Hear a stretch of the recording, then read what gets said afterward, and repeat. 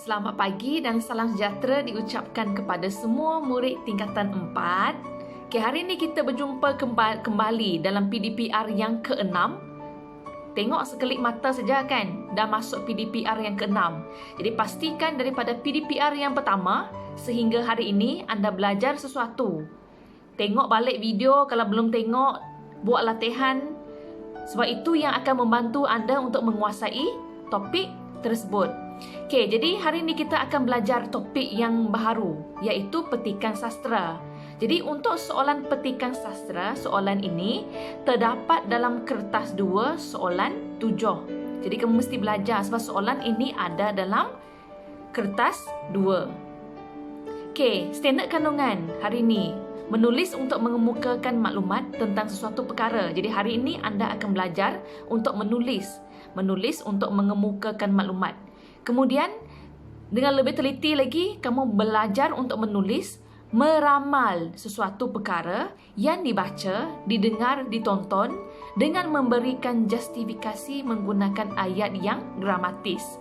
Jadi kamu baca bahan yang diberikan, kamu buat justifikasi, kamu fikirkan isi, kemudian tulis jawapan dalam ayat yang gramatis. Itu maksud dia, standard pembelajaran.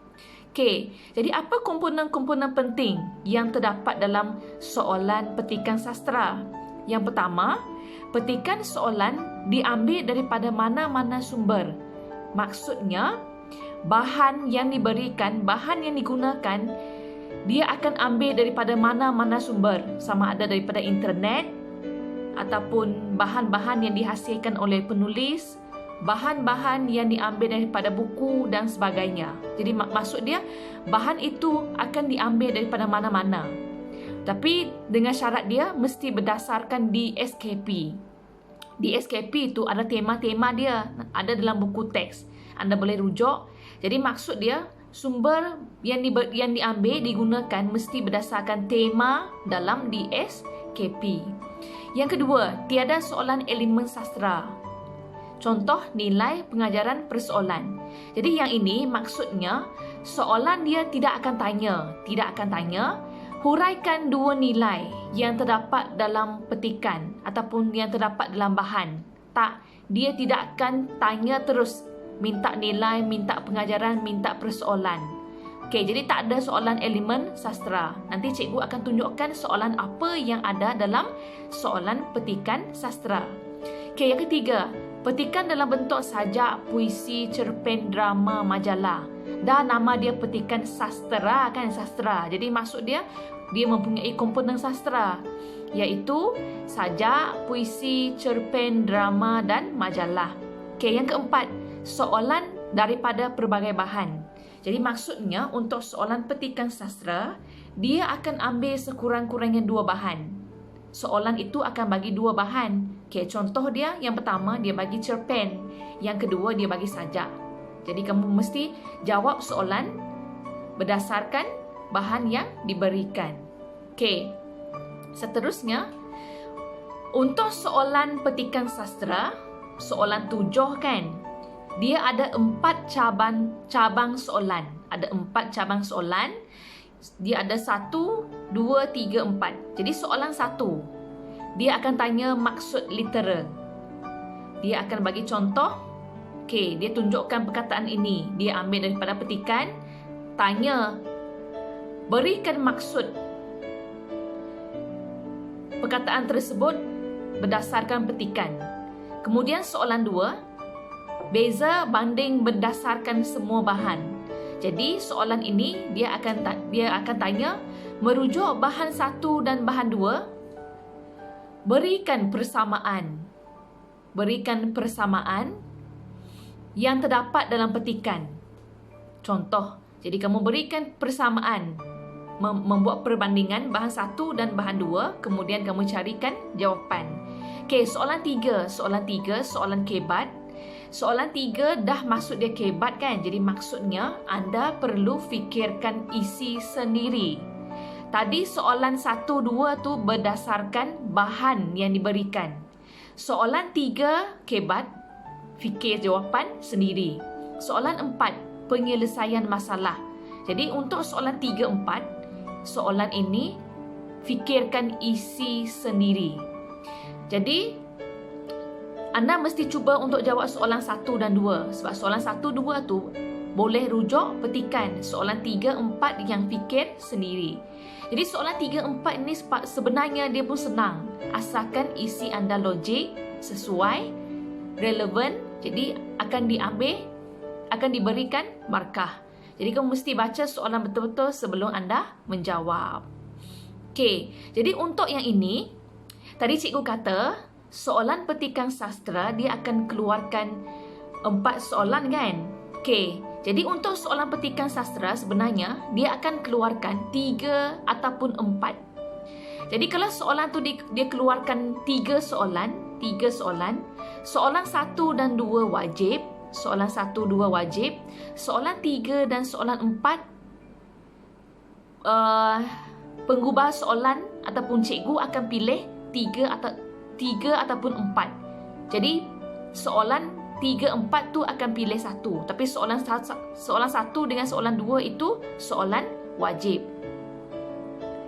Okey, jadi kita terus tengok contoh soalan supaya anda lebih memahami dengan cara untuk menjawab soalan petikan sastra.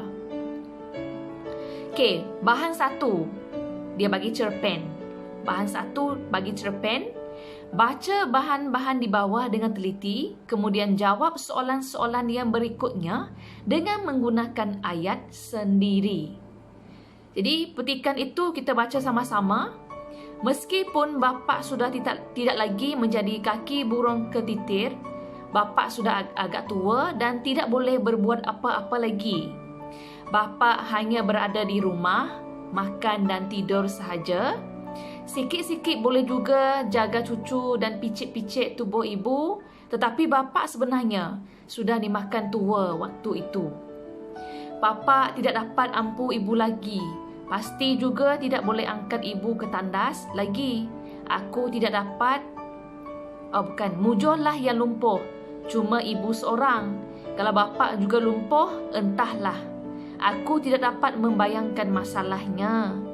Suatu hari, entah bagaimana, aku menjerit kuat sedikit sewaktu ibu sedang berak kerana lama sangat najisnya tidak terbit-terbit. Aku sudah naik kejang kaki tangan kerana lama ampu ibu. Dan aku lihat pipi ibu basah kerana air mata meleleh turun. Isteriku menerpah dan apabila melihat air mata ibu sedang mengalir melalui retak-retak di pipi ibu yang kendur hodok itu, dia mengambil tempatku. Jadi ini ialah bahan yang diberikan. Ini ialah bahan 1. Okey, jadi sekarang kita seterusnya kita tengok bahan yang kedua. Okey, bahan kedua dia bagi sajak. Sajak erti hidup bererti. Jadi sajak ini ada dalam antologi. Jadi kamu baca sajak ada 3 rangkap kan? Baca ketika 3 rangkap. Okey, kemudian kita teruskan dengan soalan. Apa soalan dia tanya? Jadi teknik-teknik menjawab soalan kita tengok satu persatu. Okey, soalan 1 tadi cikgu kata dia akan tanya maksud literal kan? Maksud dia akan bagi satu perkataan, dia tanya kamu apa maksud perkataan ataupun frasa tersebut. Jadi berdasarkan bahan 1, berikan maksud rangkai kata sudah dimakan tua. Jadi berdasarkan bahan 1, untuk jawab soalan 1 ini, anda tidak boleh terus berikan maksud berdasarkan soalan sahaja. Tidak boleh. Anda mesti cari perkataan ataupun rangkai kata yang diberikan sudah dimakan tua tu, kamu kena rujuk semula bahan 1, baca petikan itu betul-betul, kemudian kamu memahami apa sebenarnya maksud yang ingin disampaikan oleh penyajak. Mesti rujuk semula bahan tersebut.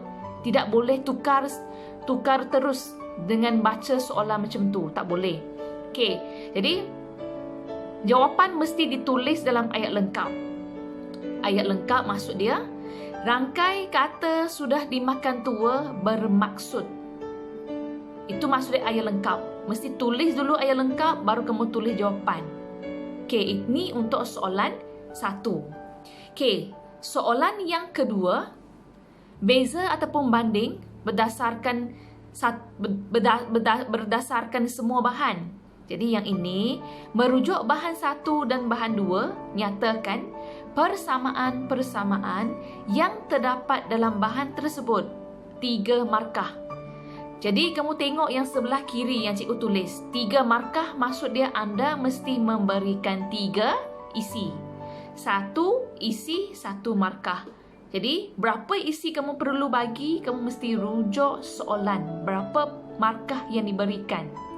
Jadi untuk soalan ni dia kata merujuk bahan 1 dan bahan 2. Maksud dia kamu mesti telitikan cerpen dan sajak tadi. Kemudian cari apa persamaan yang ada dalam kedua-dua bahan tersebut. Jadi pastikan jawapan tulis dalam ayat lengkap. Merujuk bahan 1 dan bahan 2. Antara persamaan yang terdapat dalam bahan tersebut ialah. Kemudian baru kamu masukkan isi. Okey. Soalan 3. Soalan kebat. Jadi soalan ini cikgu tadi kata mesti carikan jawapan sendiri, fikir isi sendiri. Sebab soalan itu soalan aras tinggi. Jadi untuk soalan ini 3 markah sama seperti tadi, 3 markah, 3 isi. Kalau 4 markah, 4 isi. Jadi soalan dia, ibu bapa merupakan orang yang paling dekat dengan anak-anak. Pada pendapat anda, apakah punca-punca yang menyebabkan hubungan antara ibu bapa dengan anak-anak semakin renggang? Renggang tu maksud dia hubungan itu semakin berjauhan, semakin tidak rapat. Jadi untuk soalan ini mesti fikirkan isi sendiri. Kamu fikirkan apa sebab hubungan anak dengan ibu semakin tidak rapat ataupun renggang. Jadi kamu fikirkan 3 isi. Fikirkan 3 isi. Jadi pastikan jawapan mesti ditulis dalam ayat lengkap. Pada pendapat saya, antara punca yang menyebabkan hubungan antara ibu bapa dengan anak-anak semakin renggang ialah, baru kamu masukkan. Untuk soalan ini 3 markah, 3 isi kan? Kamu tulis 1 isi habis, notah. Mulakan dengan penanda wacana untuk isi yang kedua. Selain itu, punca yang kedua. Di samping itu, punca yang ketiga. Ayat ini cikgu akan tunjukkan nanti dengan lebih jelas.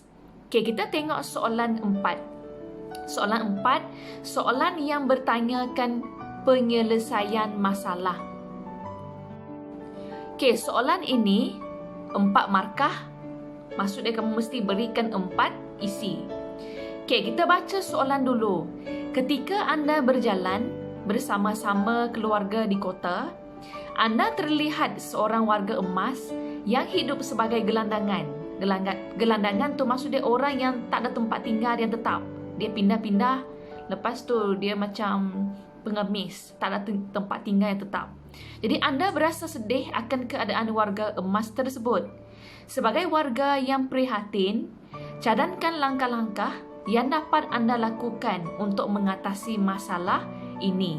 Jadi kamu fikirkan, kamu bayangkan, kamu berada dalam keadaan tersebut, apa yang anda lakukan, apa yang akan anda lakukan untuk membantu warga emas tersebut. Jadi tulis jawapan dalam ayat lengkap. Sebagai warga yang prihatin, langkah yang dapat saya lakukan untuk mengatasi masalah ini ialah saya akan. Selain itu, saya harus buat apa? Di samping itu, saya juga akan. Mesti tulis jawapan dalam ayat yang lengkap. Sebab soalan ini tanya, apa yang boleh anda lakukan kan? Jadi anda itu maksud dia, kalau kamu tulis jawapan, kamu mesti guna perkataan saya. Mesti guna saya untuk mulakan ayat. Saya boleh buat apa? Saya boleh buat apa untuk membantu warga emas tersebut. Jadi kita terus masuk contoh jawapan yang lengkap. Contoh jawapan yang lengkap. Tengok soalan demi soalan. Soalan 1. Berdasarkan bahan 1, berikan maksud. Jadi tadi rangkai kata, sudah dimakan tua. Berdasarkan bahan 1, petikan cerpen tersebut. Maksud dia telah lanjut usia. Maksud dia sudah tua, telah lanjut usia. Jadi itu ialah jawapan. Dapat 2 markah. Okey, soalan yang kedua. Merujuk bahan 1 dan bahan 2, nyatakan persamaan. Okey, cikgu akan tunjukkan dalam bahan 1 apa persamaan dia, dalam bahan yang kedua apa persamaan dia. Okey, kita tengok bahan yang 1, cerpen. Jadi selepas meneliti kedua-dua bahan, ini yang diperoleh. Tulisan yang dalam perkataan warna merah itu ialah persamaan. Jadi itu ialah peristiwa kan, peristiwa persamaan. Yang pertama, aku tidak dapat membayangkan masalahnya. Jadi sebelum itu kamu kena baca. Pengajar itu kata, dia kata nasib baik yang lumpuh itu hanya ibu. Kalau bapa pun lumpuh, tak tahulah macam mana. Jadi dia kata, aku tidak dapat membayangkan masalahnya. Jadi daripada situ, kamu boleh tahu bahawa pengajar itu mengabaikan tanggungjawab dia sebagai seorang anak. Kemudian, yang seterusnya, aku menjerit kuat sedikit sewaktu ibu sedang berak. Kalau anak jerit kepada ibu, maksud dia tidak menyayangi ataupun tidak menghormati kan? Maksud dia biadab. Dia menjerit kepada ibu dia. Jadi, persamaan yang kedua ialah tidak menyayangi ataupun menghormati ibu bapa. Yang ketiga, aku lihat pipi ibu basah kerana air mata meleleh turun. Jadi daripada contoh ini, apa persamaan yang kamu boleh senaraikan? Hati ibu bapa terluka. Jadi sekarang daripada bahan 1 cerpen, anda telah mengemukakan yang warna oranye itu ialah persamaan. Jadi maksud dia, ketiga-tiga persamaan ini mesti juga terdapat dalam bahan yang kedua. Jadi kita teruskan tengok bahan yang kedua, apa persamaan yang ada dalam bahan yang kedua. Okey, jadi dalam sajak erti hidup bererti ada 3 persamaan. Okey, yang pertama, dari sulung ditendang ke bongsu, dari angah ditendang ke sulung balik. Jadi yang ini anaknya mengabaikan tanggungjawabnya sebagai seorang anak. Okey, yang kedua, menderita mengerang sakit, berdiri tanpa ruang. Jadi dia biarkan ibunya sengsara ketika dia sakit. Jadi yang ini maksud dia tidak menyayangi ibu bapa. Yang ketiga, aku bagi mereka tiada makna. Jadi sehingga ibu bapa itu merasakan dirinya tidak berguna ataupun tidak bermakna. Jadi yang ini kamu boleh nampak hati ibu bapa terluka. Ibu bapa hanya akan mengeluarkan kata-kata macam itu apabila ibu berasa hati mereka dilukakan oleh anak-anak. Maksudnya anak-anak buat sesuatu yang derhaka ataupun menyakitkan hati kan. Jadi ini ialah persamaan dalam bahan yang kedua. Okey, jadi untuk soalan 2, persamaan ada 3 kan. Jadi kamu dah senaraikan ketiga-tiga, kamu masukkan dalam jawapan dengan lengkap. Merujuk bahan 1 dan bahan 2, antara persamaan yang terdapat dalam bahan tersebut ialah sikap anak yang mengabaikan tanggungjawab terhadap ibu bapa yang telah tua. Okey, itu yang pertama. Selain itu, persamaan kedua ialah sikap anak yang tidak menghormati dan menyayangi ibu bapa. Itu ialah isi yang kedua. Isi yang ketiga pula, akhir sekali, hati ibu bapa terluka kerana sikap anak-anak.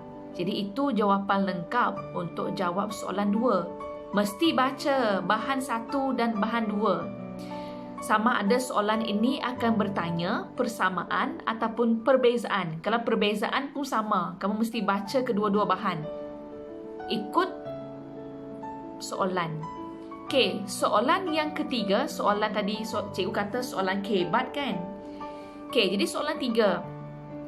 Pada pendapat saya, antara punca yang menyebabkan hubungan antara ibu bapa dengan anak-anak semakin renggang ialah berapa isi kamu perlu bagi? 3 markah, maksud dia anda mesti bagi 3 isi. Jadi cikgu dah letak jawapan dalam warna yang berlainan. Yang hijau itu isi yang pertama, yang merah isi yang kedua, biru itu isi yang ketiga. Jadi cuba tengok apa isi yang ada. Ibu bapa yang sibuk bekerja sehingga tidak meluangkan masa bersama anak-anak. Jadi ini sebab yang paling utama kenapa hubungan anak dengan ibu bapa tidak rapat. Sebab yang pertama, sebab ibu bapa sibuk bekerja. Yang kedua, selain itu, kurangnya pegangan agama yang kukuh. Masing-masing ibu bapa pun tak ada agama yang kukuh, anak-anak pun tak ada pegangan agama yang kukuh. Jadi wujudlah persefahaman yang tidak dapat diselesaikan. Di samping itu, sikap ibu bapa dan anak-anak yang taksub dengan peranti elektronik. Maksud dia, pegang handphone, main game, sampai rumah, habis makan handphone, sebelum tidur handphone, bangun pun handphone. Jadi tak ada, kamu tak ada pun tinggalkan handphone, telefon bimbit tu dalam satu minit, satu saat. Jadi sebab itulah hubungan anak-anak dengan ibu bapa semakin tidak rapat. Okey, soalan yang keempat. Sebagai warga yang prihatin, jadi kamu kena bagi langkah-langkah macam mana kamu membantu warga emas yang tidak mempunyai tempat tinggal yang tetap. Jadi isi yang pertama, yang warna ungu, saya akan melaporkan kepada pihak bertanggungjawab. Contohnya pihak kebajikan masyarakat. Jadi bagi kamu melaporkan mereka yang akan pergi membantu. Selain itu, saya harus membantu mencari tempat penginapan sementara. Jadi kamu carilah tempat sementara untuknya. Okey, di samping itu, saya juga akan membantu mendapatkan rawatan perubatan ataupun makanan. Kamu bagi makanan. Kalau dia sakit, kamu bagi, bawa dia pergi jumpa doktor dan sebagainya. Akhir sekali, saya juga akan membantu mendapatkan khidmat bimbingan dan kaunseling. Yang ini, kamu boleh carikan pihak bimbingan dan kaunseling supaya bagi bimbingan dan kaunseling kepada golongan-golongan tersebut. Jadi itu ialah jawapan lengkap untuk soalan 4. Jadi latihan pengukuhan akan diberikan oleh guru subjek masing-masing. Jadi pastikan kamu buat latihan. Sebab daripada latihan itulah kamu akan tahu kelemahan dan kekuatan anda. Jadi kalau kamu tak boleh jawab soalan itu, ada masalah, boleh tanya dengan guru masing-masing. Kita belajar setiap hari, daripada kesilapan sikit-sikit, kita akan menjadi semakin baik. Jadi pastikan anda berusaha betul-betul untuk SPM anda. Okey, usahakan yang terbaik untuk SPM anda. Sebab tahun ini, tahun depan kamu SPM kan. Masa berlalu dengan cepat. Jadi pastikan kamu buat yang terbaik untuk masa depan anda. Hantar latihan jika cikgu anda minta, dan siapkan latihan yang diberikan oleh guru masing-masing. Okey, itu saja untuk hari ini. Sekian, terima kasih.